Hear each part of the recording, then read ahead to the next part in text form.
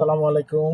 সম্মানিত ভাড়াটিয়া বৃন্দ, প্রথমে আপনাকে একটি সরকারি গভর্নমেন্টের একটা স্ট্যাম্প দেওয়া হবে তৃতীয় পর্যায়ে। এই স্ট্যাম্পের মধ্যে আপনাকে এখানে আপনি ভাড়াটিয়ার নাম লিখবেন, আপনার নাম, নিজের নাম, নিজের মোবাইল নাম্বার, পিতার নাম, পিতার মোবাইল নম্বর, মায়ের নাম, মায়ের মোবাইল নম্বর এবং নিজের এনআইডি কার্ড নম্বর এবং জন্ম সাল ও তারিখ।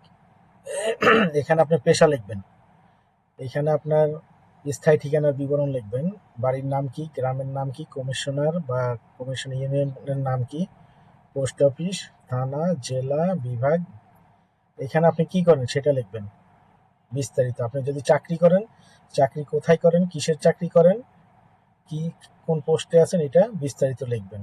ছাত্র হলে ছাত্রের ঠিকানা বা আপনার স্টুডেন্ট আইডি যেটা আছে ওইখান থেকে লিখে দেখে এখানে পূরণ করবেন। এইভাবে যে কয়জন সদস্য থাকবেন সেই কয়জন সদস্যর এখানে আপনারা নিজে লিখে দেবেন। 1 2 3 4 5 এইভাবে আপনারা যে কয়জন সদস্য থাকবেন সেই কয়জন সদস্য লিখবেন। তারপর এখানে আপনারা লিখবেন অ্যাডভান্স কত টাকা জমা আছে সেটা এখানে লিখবেন, কথায় লিখবেন এত টাকা আপনার জমা আছে। এই টাকা আপনাকে আমরা বাসা ছাড়ার সময় ফেরত দেওয়া হবে। আপনারা যেভাবে ভাড়া দিয়ে চলে আসছেন সেভাবে ভাড়া দিতে থাকবেন। এই টাকা আপনাকে আমরা আপনার যাওয়ার সময় এই টাকা থেকে আপনার চলতি মাসের বিদ্যুৎ বিল এবং ওই যে ফ্ল্যাট পরিষ্কার করার জন্য যে টাকা, ওই টাকা কেটে আপনাকে বাকি টাকা দেওয়া হবে।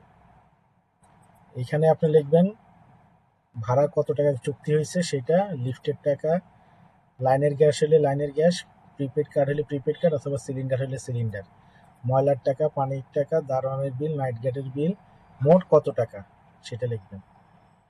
আর এখানে প্রত্যেকটা নিয়ম কানুন লেখা আছে, ভাড়া কয় তারিখের মধ্যে আপনাকে দিতে হবে, না দিলে কি করতে হবে সেটাও লেখা আছে। এখানে যে কয়জন সদস্য থাকবেন তাদের নাম থাকবে।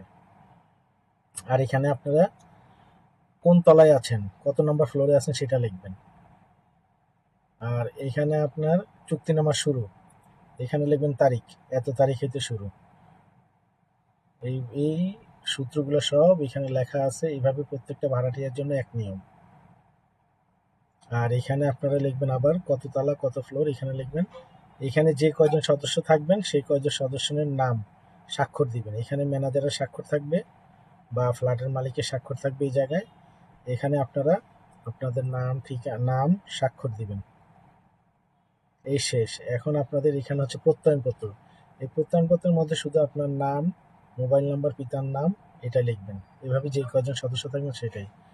অঙ্গীকারনামার প্রত্যয়নপত্রে লেখা আছে কি আমরা আমাদের রাজনীতি বা কোনো কিছুর সাথে আমরা জড়িত নই, দেশবিরোধী কোনো কাজের সাথে জড়িত নই, সেই জন্য এটার একটা প্রত্যয়নপত্র নেওয়া হয়েছে আপনার কাছ থেকে। আর এটা অঙ্গীকারনামা সেম একই পূরণ করে এখানে স্বাক্ষর করে দিবেন। ব্যাস। ভিডিওটি দেখার জন্য আপনাকে অসংখ্য ধন্যবাদ।